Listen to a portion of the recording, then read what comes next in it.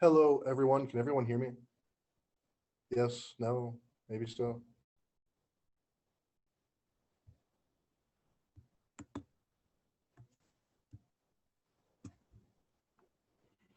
Well, good afternoon, everyone. My name is Nathan Brungart, and I'm the Aquatics Coordinator for Pittsburgh State University. Please take some time to make sure that your name and university is listed so we know who is talking when it goes to you. Firstly, I would like to thank our sponsors of this conference. I have a few students who greatly appreciate the opportunity to partake in this without having to split hotel room bills. Secondly, thank you to all of you for participating in today's Aquatics Roundtable. I will be keeping an eye on the chat and will convey information. Fair warning, I am human and may miss your comment, so don't be afraid to unmute yourself and add to the conversation. Typically in this meeting, once we reach the topic of lifeguard training, we will not get to another topic. So I am dedicating about 10 minutes to the topic of programming and another 10 minutes for COVID-related issues or anything else that you would like to bring up with the group. We will move on to the next topic before the allotted time is up if nobody has anything else to add. With that, we will go ahead and dive into programming. Let me make sure I have this.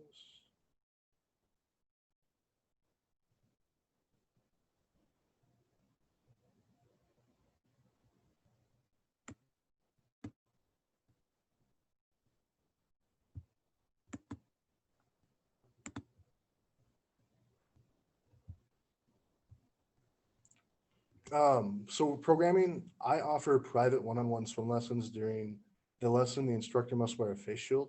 I'm also able to offer deep water aerobics class. It's capped at 10 participants and social distancing is strictly enforced. Masks are required when not getting in and out of the water. Does anyone else want to talk about or brag about any of their programs?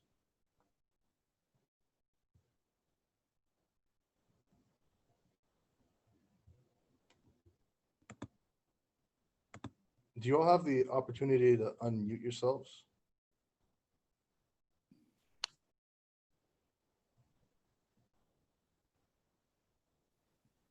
Yes. All right, cool. Sorry about that. I got no feedback. I got a little worried. Does anyone want to talk about programming or do we want to move on to COVID-19 related protocols or issues?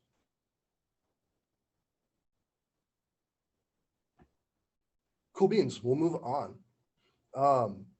Does anyone have any issues that have come up with COVID since we've last talked at some of the more national Zooms over the summer they would like to discuss?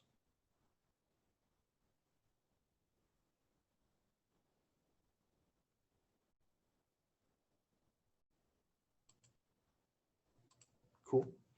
All right, then we will go ahead and dive into lifeguard training unless anyone has anything else they would like to talk about.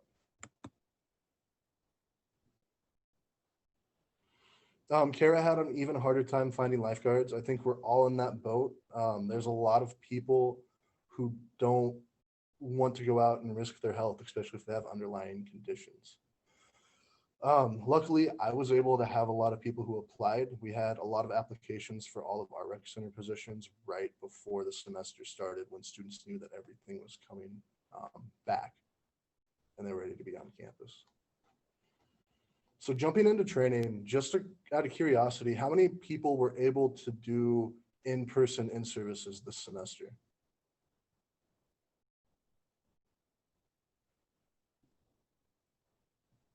All right, I saw a couple hands. That is cool. Did anyone have any issues or concerns from their staff when it came to that regarding their safety or violating, for lack of better words, the social distancing norms?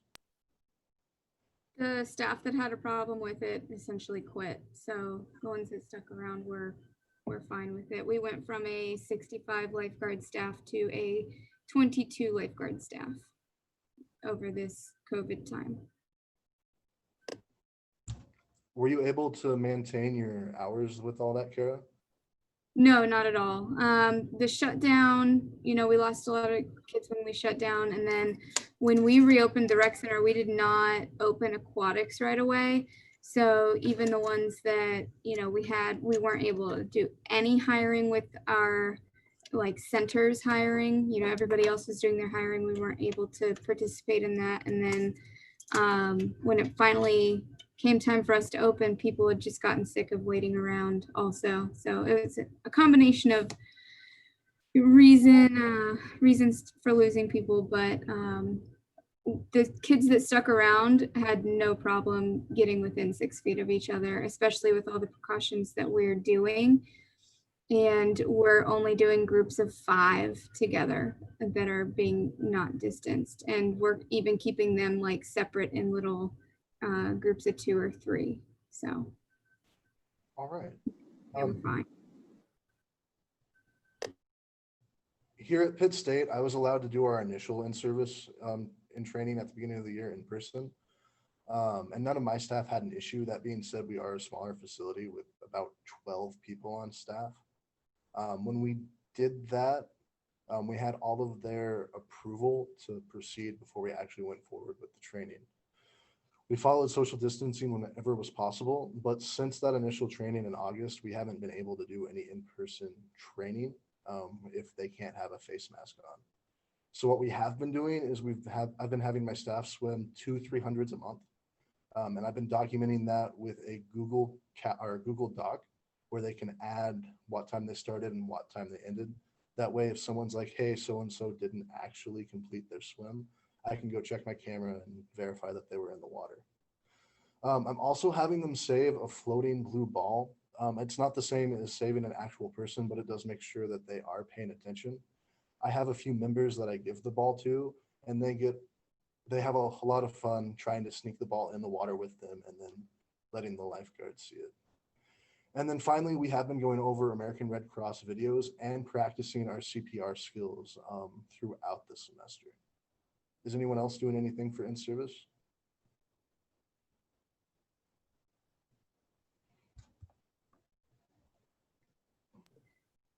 So we're doing in-water in-services, but what we did is we followed the Red Cross recommendations on only doing rear facing. They're paired up with a person for the entire in-service and they're 6 feet away. Like each pair is 6 feet away from the next pair. Anytime that they're, closer than that as a group, they have masks on. We practiced our emergency action plan drills with masks on, with the exception of the pair that were victim and rescuer in the water. So we're, still doing in-water stuff, but with lots of precautions. The person extricating has a mask on, gloves on, everything. And we've taught them that one of the things that they can do to mitigate risk is communicate and breathe in opposite directions. So not only are they rear facing, so they're not face to face with each other, one person is breathing to the left and the other person is breathing to the right. Luckily, so far, we've not had any COVID cases on our aquatic staff, so it's been pretty successful, but I'd say we were very lucky with that.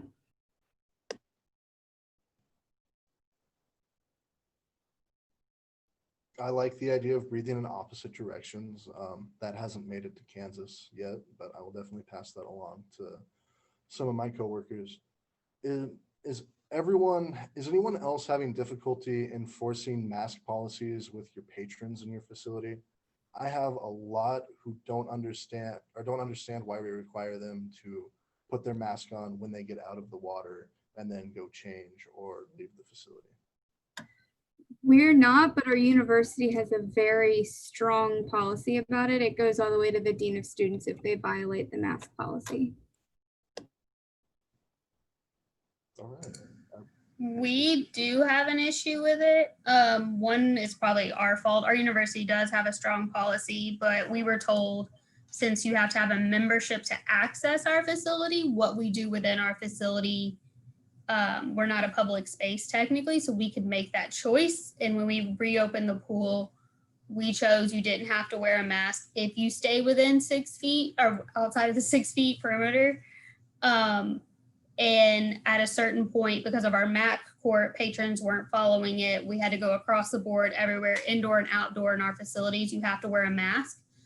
So we're getting pushback from patrons because it wasn't the policy for a month and a half, almost 2 months, and now we're having to put it in place. So if we would have started off right at the bat of it being our policy like it was for our indoor facility, we probably wouldn't have as many issues for our outdoor space. So lesson learned. they want to talk about. We really just kind of went through everything that I had on my list. I do have a random thing because I have not been able to attend the aquatics roundtables lately. We have an outdoor pool, and our outdoor pool is open. So it's not related to COVID whatsoever. But we are looking at talking about when do we close for weather and Texas weather. We're technically scheduled our outdoor pool to be open until Thanksgiving break, but now we're getting into that point where right now it's 40 something degrees outside. We have our pool closed. So I was wondering if anyone that has an outdoor pool, do you have a set temperature when it hits this outside, whether your pool's heated or not, you close down your pool? We also have our outdoor basketball courts, so we have to keep that in mind as well. But I was just trying to see if anyone had like kind of a set guideline of when you close down for cold.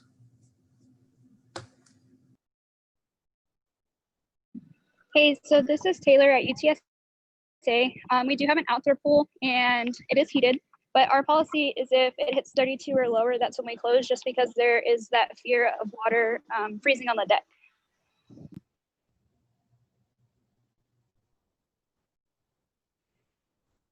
It looks like in the chat, it started at 45, elevate to 55. UT Austin closes their outdoor pools at freezing as well. Is everyone planning on having their facility open over winter break? All right. UTSA will be closed. Is anybody else going to be closed? I saw one head nod earlier.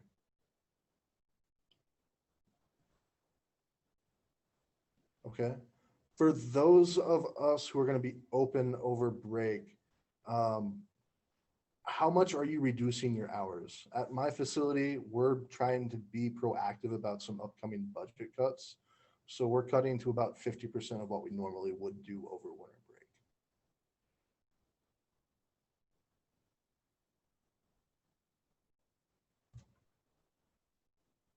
It does look like the majority of people partaking in the chat are going to be closed. So that may just be an issue for me to deal with my staff on. Yeah, we will be open, but we're going to be our normal winter break reduced hours. We're not making any special, okay, like we're not closing any shorter right now, but that could change. Everything changes every month or so. So right now it's as normal. All right. It also looks like Texas A&M will have reduced hours. LSU will have a morning and evening block traditionally. I am looking at doing reservations for my morning swim just because I know I have enough people to justify being open for that. I'm using Calendly to manage my reservations because we have a bunch of community members who don't have access to Fusion that we run everything else through.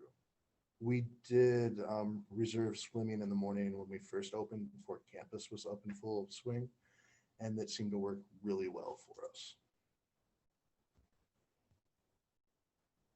But it does look like a lot of places are going to have limited hours. Are they going to be closed? So looks like we're all kind of in the same boat with that. Is anyone planning anything for the coming spring?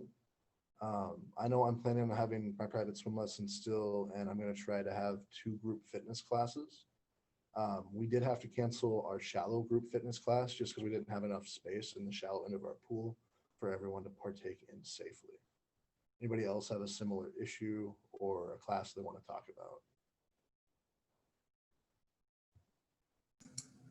I know we're currently doing private now. We're not because it's too cold, but we already started private one-on-one, similar to what you guys are doing, face shield with the instructor.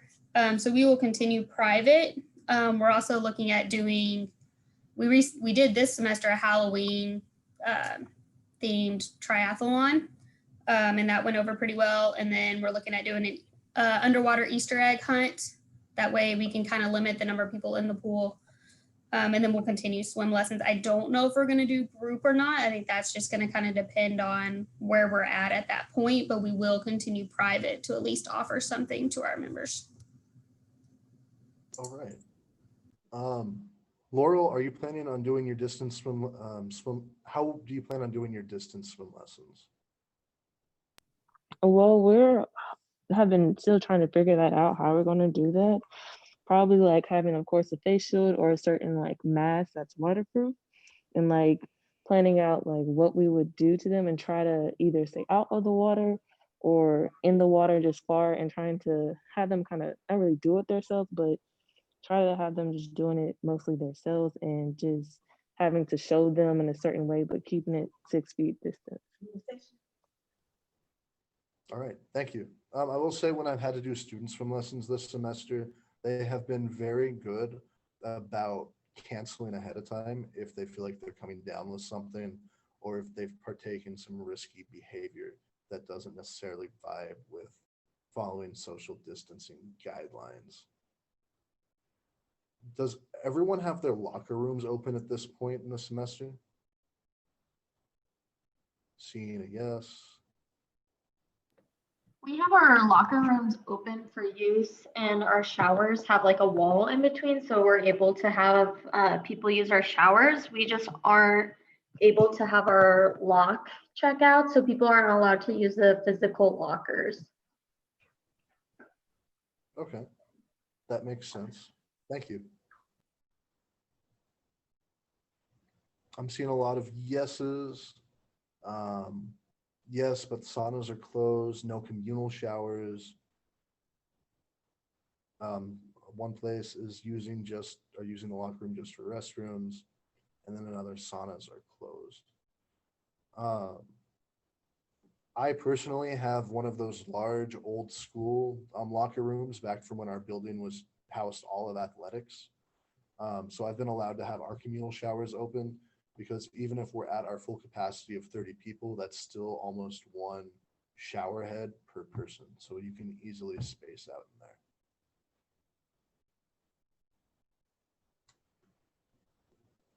Does anyone else have any questions, comments, concerns, remarks? I know it's been a trying time and we've all been adapting. It seems like monthly, sometimes weekly.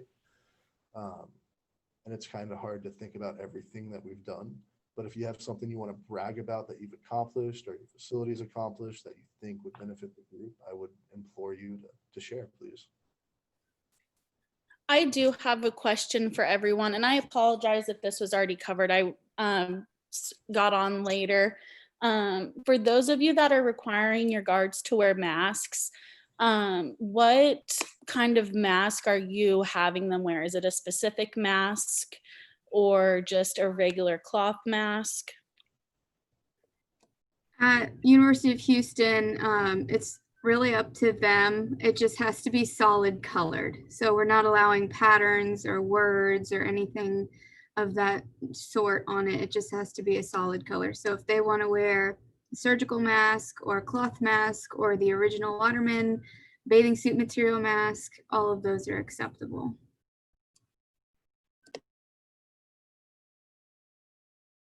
The chat is showing that a lot of people are letting them choose whatever they want to do. Must be appropriate. Here at Pitt State, we have a blanket mask policy where you can wear whatever you want. It just can't be political or offensive. And we do have a council that decides that if it kind of flirts the line on that. It's hard to determine what's appropriate. One thing that I'm doing that I haven't seen a lot of other facilities do is I've put a 6-foot rectangle or square around my guard chairs and marked it off with tape so patrons don't go in their space. So when they're on stand, I don't require my guards to wear a mask because they're up above the water and they're not having anyone within 6 feet of them at any given time. Is anybody else doing something similar, or is everyone kind of requiring them to wear their masks at all time in the facility? We have to require them because it's university policy.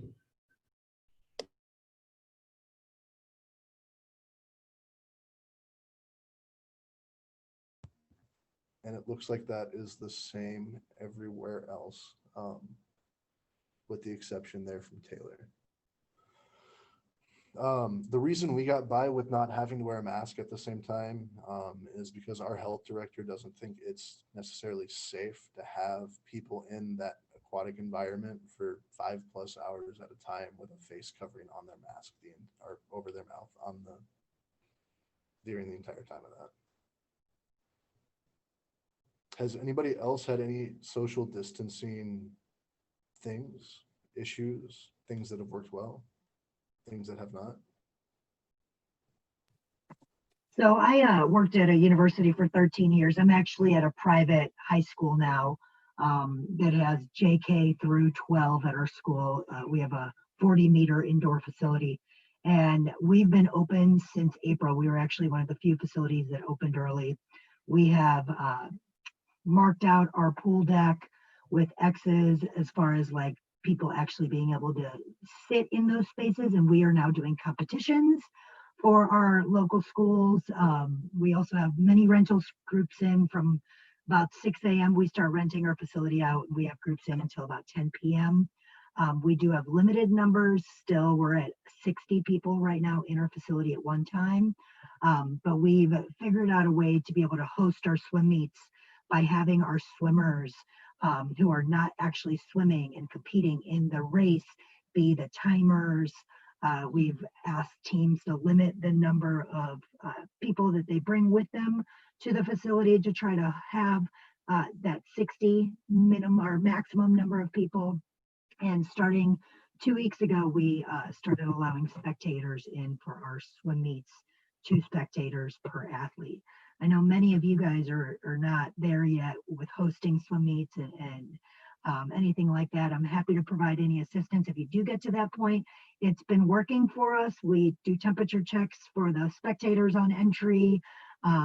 We do temperature checks for the students who arrive on entry, and it's been definitely a headache, but a bit of a learning curve, and we've had some success with being able to host those high school swim meets now. Thank you for sharing, and I'm confident in saying that we will be reaching out to you once we get to that point, because a lot of us do depend on having swim meets to make up revenue so we can offer other programs and keep the facility open. Has anyone experienced any budget cuts yet in this year? Personally, we are good through the end of this fiscal year. Our next fiscal year is when we're going to have some issues depending on state funding and if there's another stimulus package passed.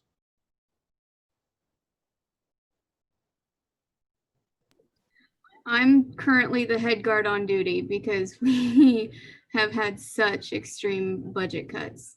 So I'm sitting here with my radio and my fanny pack and, just making sure the guards are doing what they need to do and everything. But yeah, we're having to essentially head guard every shift, except for the ones that would essentially put us outside of our hours.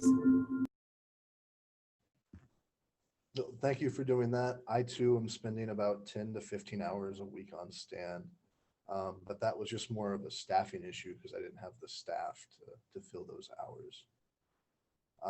I'm seeing a couple other people say they've had major budget cuts. Circling back to temperature, they've seen people when it's 40 below. They provide parkas for their staff to snuggle up in on stand. All right.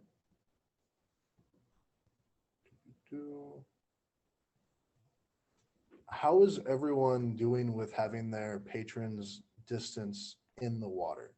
One issue that I've had reoccurring is specifically with our international students is they like to come to the pool because you don't have to have a mask on when you're in the water, but they're struggling to stay apart. Shy of our staff just reminding them constantly that they have to social distance. Does anyone have anything that's kind of worked at their facility?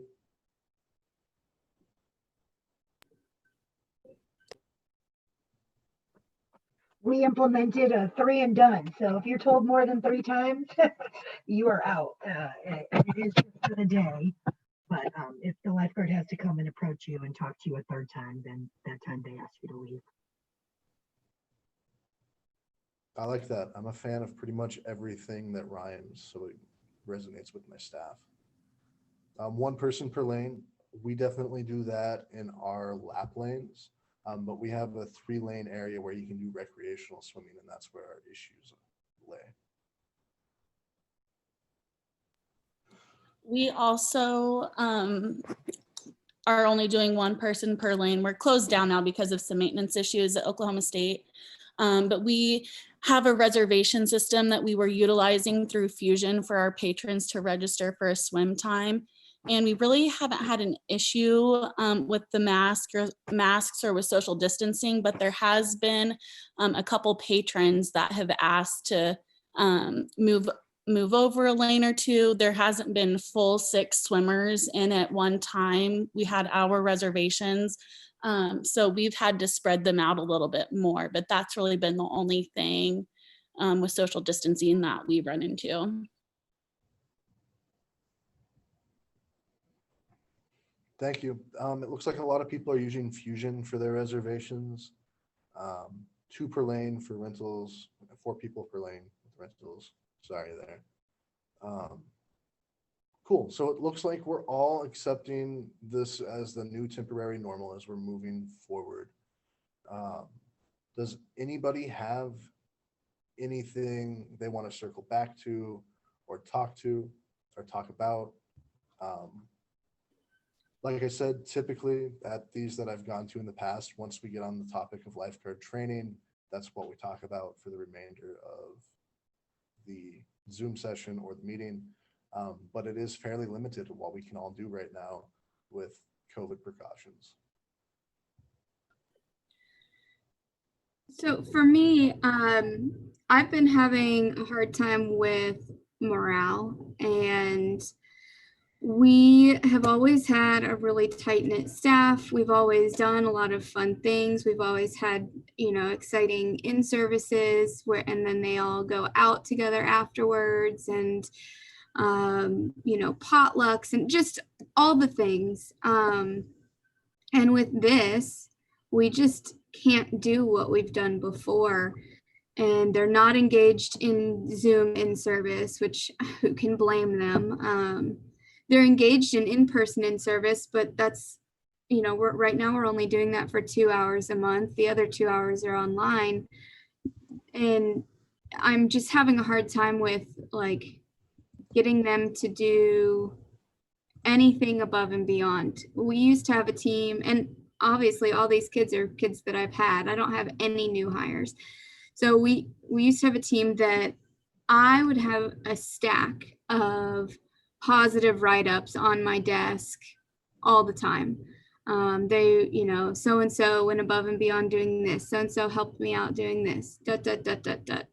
And since we reopened in September, I've had 3, which is like, what is going on with my kids? And I just don't know how to get them back with the COVID stuff.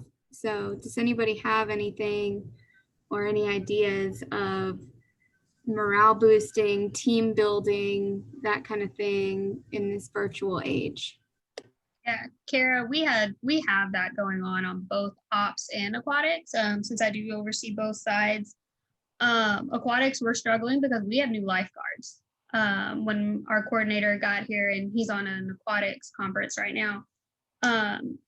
So I'm speaking for him today, but we have new staff that we're struggling to get kind of embedded in with the veteran staff. And so we're kind of going through the same thing. We use Marco Polo a lot, updates, video chats. Yes, it's more informational, but then sometimes I'll do it with my dog, and then they all start doing videos of their dogs to each other.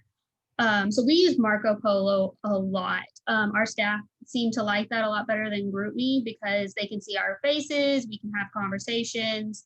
Now, granted, sometimes they're doing it at 11 o'clock at night, and I silence mine and let them do their thing. So that seems to help build a little bit. We've also started to do, we've done a pumpkin decorating contest right now. So we're trying to do some of that thing. We did pumpkin painting where they could come and go. We were 6 feet apart in an open space. That way it was that option. If they wanted to come and connect with us, they could. And we had some new hires and some seasoned employees partake in that. But yeah, we're struggling with the same thing. I'm afraid we're going to lose a lot of our new staff because of it. My supervisors, I can talk to them all day on Zoom, and then I ask them what I talked about the next day, and they can't tell me half the time. I do require them to all turn their videos on in Zoom now because they are multitasking and doing their homework, and I'm guilty, done it too, doing emails during a Zoom call, but I require them to turn their videos on now because to help make them connect. And they don't like it, but if they were in person, we would have to see their face. So we've done little things like that, but you're not the only one. We're struggling big time, and it has been a concern for me. And I know it's a concern for our staff as well, because they're not enjoying the job as much as they used to because of all of this. Yeah, and knowing your staff, because I've met them, I am surprised to hear that. But it's also weirdly comforting that it's not just me. I love that pumpkin idea. I think that's great. Any other fun ideas since we're moving past pumpkin season? I might not be able to wrap that into our plans quick enough. I know budgets are tight, but incentives obviously are always like what college kids go for, right? Like a t-shirt, gift certificate, whatever it may be. If they show up for that Zoom, they get put into the raffle and you do it on the call so they get to actually see who wins it or something like that to maybe get the buy-in. But I think right now it's just a hard time, right? And they're human, so they're feeling that pressure, and those personal one-on-one relationships I think are so much more important than they've ever been because they don't get to see you as much in person. So maybe trying to arrange just one-on-ones with them, whether it be on the phone so you don't have to look at them on a Zoom or some way to be able to connect with them. I like that one-on-one idea. Incentives are hard. So I dropped a link in the chat for a draw phone game. It's literally on your phone, Android, Apple, whatever. And it's literally Pictionary meets telephone. So you have to draw a picture. The next person has to guess what it is. And then the person after that has to draw a picture, and it compounds based on how many people are playing. But the first in-service I did, and if my boss is watching, he should probably not listen to this. But we spent 30 minutes just playing that game, and it got everyone excited and talking with each other, even though it was over Zoom. It almost felt like we were in person because people were laughing and they were kidding each other. But obviously it was still over Zoom.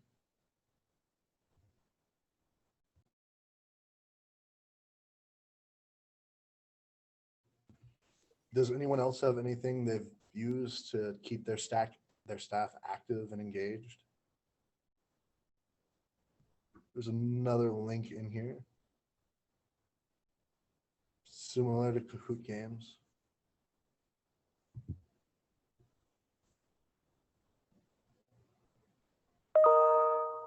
Cool. Well, like I said earlier, I don't have anything else on the list of topics for this. So if you have anything, please add it to the conversation, because I am not a fan of those awkward 10, 20-second Zoom silences. I'll ask another one. What are you guys doing to take care of yourselves during this time? Because I know I have struggled with not, a lot of my identity is wrapped up in what I do and feeling like I'm not getting to do the things that I like to do with my job, the things that I get excited about. I've really struggled with, even wanting to do the mundane things that I have to do to, get through it. So what are you guys doing to keep yourselves excited and feeling, good about your careers? Is that the EMS one or the EMT one? Yeah. Yeah, I mean, I'm with you, Kara. For those that don't know me, I'm part-time EMT. So yeah, I started working more of those shifts. And I bring that back to my staff and we go over it, and I bring that information to our CPR classes. And actually the staff love it because they'll ask me like, I'll come in at 8 o'clock in the morning, just got off a 12-hour shift that night. Like, how did it go? Like, and so I've actually been able to interact with my staff because of that. Now, can't tell them all the details because, privacy. But I think they like to see too that I'm human and I'm trying to figure out how to navigate this world of everything that's going on. But I'm a very keep busy person. And while we are very busy, it's a different type of busy and it's drives me crazy. So I did start picking up more hours as my EMT, but it is more safety risk related. And that is the passion of mine. And so I've kind of been able to bring some of that back and connect it to what I'm doing here. And it's just my stress reliever as well. That way, when I do come back to work the next morning, even though I'm tired, but I'm mentally ready to go and I'm excited. So I would just say like finding a passion. I know yoga is your thing. And I started yoga, believe it or not. Oh, heck yeah. Yeah. I went and I got yoga teacher certified. So I did a 200-hour, but I'm really struggling with wanting to be an aquatics professional, and I've always loved it. And I'm, 7 years into my professional career and I'm like, what am I doing with my life? Because this isn't fun right now.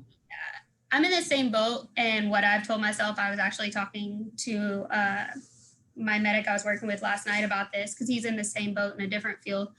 I'm giving myself another year to figure it out. I'm not leaving the field, so don't call, because I do love my job here.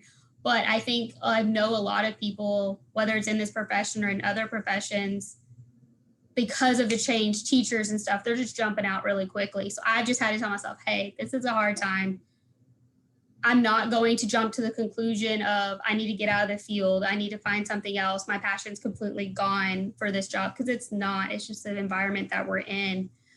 So creating vision boards and figuring out how I can kind of get my socializing, which I do that in my EMT with my people I work with, to kind of fulfill that gap I'm having in this job right now. And then hopefully once we get somewhat back to normal within a year, I would hope, then that kind of reshifts everything. So I would just say find something like your yoga practice and other things to kind of fill the gap that you have right now, but don't feel like you got to jump out of the field and start looking for something, because I think we're all feeling it in some way. And honestly, it just hit me this last month because when everybody shut down, I was still coming to work every day, running a facility in a pool. So my life didn't really get quiet until recently. So I feel like I'm behind the times. Everyone else has kind of already gone through this COVID phase and I'm just now starting it.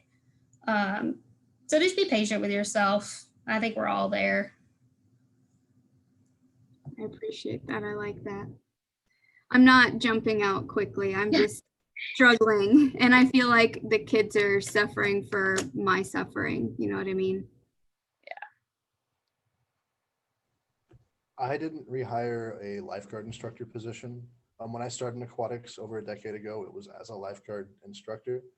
So I'm picking up those extra shifts, even though they fall outside of my normal hours, just because that's something I enjoy. And as you said, I think we all need to find something in our facilities that we enjoy doing. And teaching swim lessons at 7 o'clock at night outweighs just staying at home or going to the gym for me. It's something I enjoy. It's important for my staff to see me do something I enjoy too, and just not cooped up in my office or on the guard stand. Yeah, I started red shirt drilling my staff. Normally I don't do them all. Usually I give them, like we're doing red shirt drills. But I was like, man, if I'm in a mood, I'm like, let's just go drill a staff. Like I enjoy that, and they see the joy. Now they might not enjoy it, but they know safety and risk is my passion. And so I do give them that history of like, hey, this is why these are important. So getting out and interacting with them in that way, because they do see that passion and they're like, oh, my boss is struggling, but she has a passion too. But I've had students come in my office and say like, it's kind of refreshing to see that we're not the only ones struggling. I think sometimes we put a brave face on and they're not so comfortable coming in and talking to us because they think our world's perfect right now. And I've had 3 staff members come in the last 2 weeks saying, you've got 2 jobs, I got 2 jobs. Can we just talk about it? And like, I'm struggling. And so seeing that I'm struggling too, it's kind of helped them that they're not going crazy and that we're all in this together. Well, I would say honestly, I think of much of the anxiety has been the fact that we don't really have that good aquatics leadership that says this is what we need to do or this is how things should be. A lot of it has been we've been managing it on our own, figuring it out as we go. And like I said, we've been open since April. And I was very hesitant to open in April when we did decide to open. We started with limited numbers. We were only allowing 20 people in the facility at one time. And I really relied heavily on the doctors that were, so I'm in St. Louis, Missouri. I listened to what those guidelines were from the doctors specifically, not necessarily the health department, but from the doctors and what they were saying, because our health department was not giving us very much guidance, but the doctors in St. Louis were really trying to advocate for the athletes to be able to get back and for the facilities to open in the minimal ways that we were able to open in those beginning days. And then I started to realize as an aquatic professional, I needed to advocate for my profession a little bit more and not be as scared as I was personally. I have a 10-year-old, I have a 7-year-old, I have an 82-year-old father, right? So there's the part of being a caregiver for your parents and part of being a caregiver for your children, and then part of being a professional for your industry. And I had to kind of put my personal feelings as for what I was feeling with the anxiety and everything going on and advocate for my industry. Because if the doctors were telling me that I could open my facility safely and get the user groups back in and get revenue going for my school, then I needed to lean on that, because otherwise things were going to be stagnant and we were going to be in budget cuts and everything else was going to happen and it was going to just be a domino effect. So I would say lean heavily on the doctors that surround you with their knowledge, their guidance. If they're telling you that you can go further and open, then advocate for your industry, and try to get those rental groups back in and those teams back in. And I know you guys are in a little bit of a different situation because it is universities, but my administration is very much like, university administration. It's still a school and they have those guidelines they have to follow.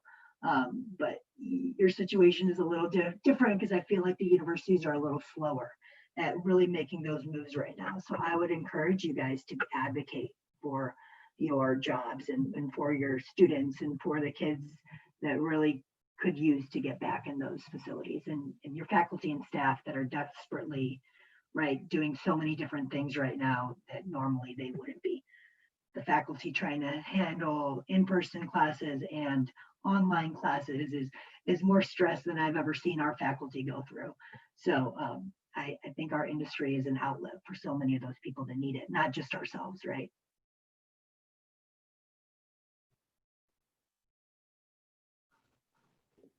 Thank you. Go ahead. Thank you for that. I'm going to pull from the group chat real quick. The question was asked, does anyone have their group clubs back in their facility? And if so, are you following the USA Swimming guidelines? Are you following your rec policy with the number of swimmers per lane? I'm not allowing our private team into our facility because of a university policy, but I have been having clubs on campus use the facility. So the dance club comes in on Tuesday nights, they have 20 people. The rugby team comes in on Thursday nights with 15 people. So we're still getting some usage that way, but it's not a revenue generating usage thing. We do have age group facilities, or age groups back in. We actually have club teams back in. We have high school teams back in, but we do have our USA club teams. We rent to 2 different club teams. And I am not following the USA swimming guidelines specifically because they would allow more than I am comfortable with at this time. So we have allowed, like I said earlier, 4 per lane right now. We have a 40 meter by 25 yard facility. So we have 14 lap lanes that they are able to use. And then we're allowing 2 coaches on each side for a total of 60 people in the facility right now. And that is actually less than USA guidelines would say that I could do right now. I've actually had some doctors who are parents of those swimmers contact me and say that I can offer, more space to the rental groups, but we just, as a school, don't feel comfortable allowing the same numbers that USA guidelines are recommending, if that helps.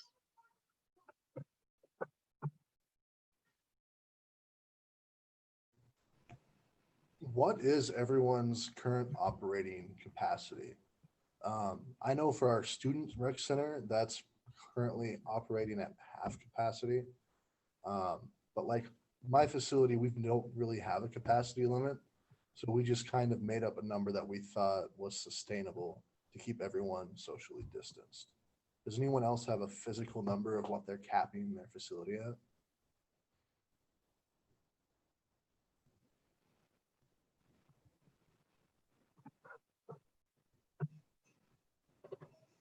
It's a little tricky. Our occupancy for our facility is 640, which is completely crazy, right? So again, we went around and we mapped out the space on our facility with a measuring tape and decided on our number that we felt comfortable with on the pool deck.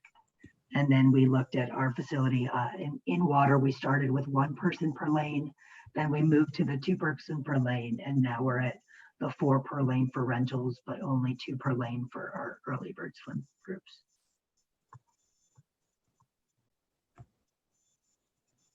All right, thank you. Does anyone else have any question they'd want to bring up? Kind of speak now or forever hold your peace.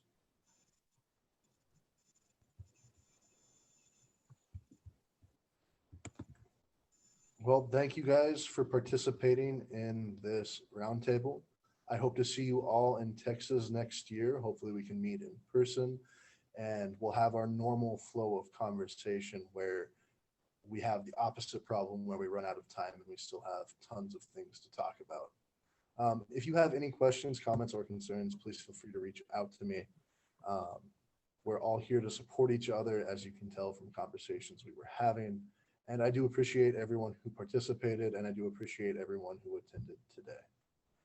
With that, I'm going to end the meeting unless someone has something they want to add at the last second.